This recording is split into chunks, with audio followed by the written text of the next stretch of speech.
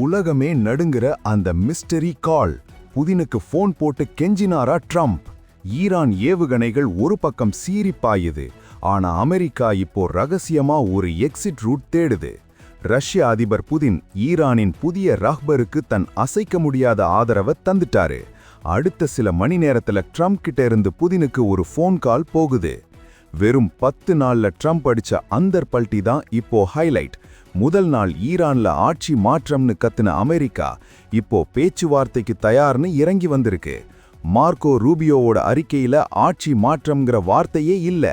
Trump ஜெயிச்சிட்டோன்னு சொல்றாரு. ஆனா உண்மை வேற.